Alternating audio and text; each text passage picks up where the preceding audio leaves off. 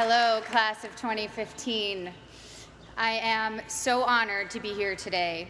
Dean Khurana, faculty, parents, and most especially graduating students, thank you so much for inviting me. The senior class committee, it's genuinely one of the most exciting things I've ever been asked to do.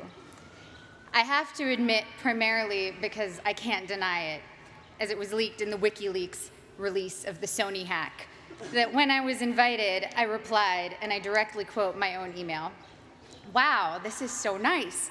I'm gonna need some funny ghostwriters. Any ideas?"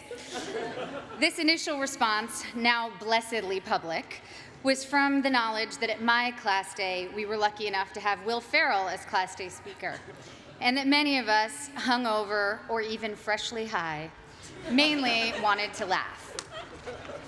So I have to admit that today, even 12 years after graduation, I'm still insecure about my own worthiness. I have to remind myself today, you are here for a reason. Today, I feel much like I did when I came to Harvard Yard as a freshman in 1999, when you guys were, to my continued shock and horror, still in kindergarten. I felt like there had been some mistake, that I wasn't smart enough to be in this company, and that every time I opened my mouth, I would have to prove I wasn't just a dumb actress. So I start with an apology. This won't be very funny. I'm not a comedian, and I didn't get a ghostwriter. But I am here to tell you today, Harvard is giving you all diplomas tomorrow. You are here for a reason. Sometimes your insecurities and your inexperience may lead you to embrace other people's expectations, standards, or values. But you can harness that inexperience to carve out your own path, one that is free of the burden of knowing how things are supposed to be, a path that is defined by its own particular set of reasons. The other day, I went to an amusement park with my soon-to-be 4-year-old son, and I watched him play arcade games. He was incredibly focused, throwing his ball at the target.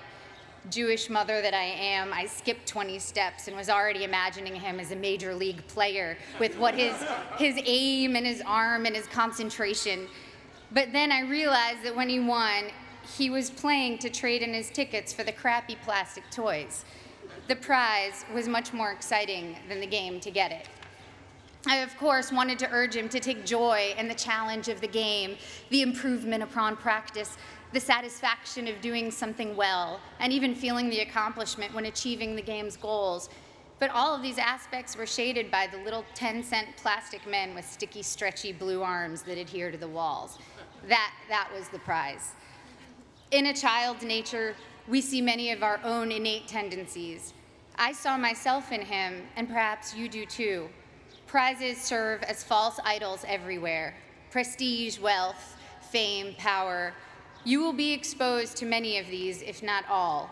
Of course, part of why I was invited to come speak today, beyond my being a proud alum, is that I've accrued some very coveted toys in my life, including a not-so-plastic, not-so-crappy one, an Oscar. So we bump up against a common trope, I think, of the commencement address, people who have achieved a lot telling you that the fruits of achievement are not always to be trusted. But I think that contradiction can be reconciled and is in fact instructive. Achievement is wonderful when you know why you're doing it, and when you don't know, it can be a terrible trap.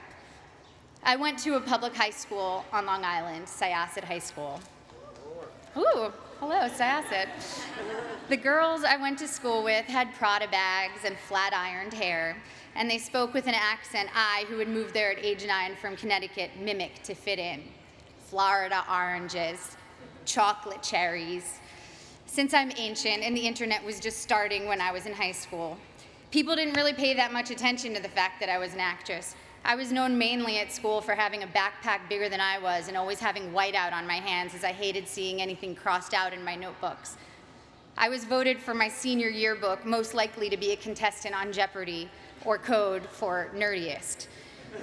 When I got to Harvard, just after the release of Star Wars Episode 1, I knew I would be starting over in terms of how people viewed me. I feared people would assume I had gotten in just for being famous, and that they would think I was not worthy of the intellectual rigor here. And they would not have been far from the truth.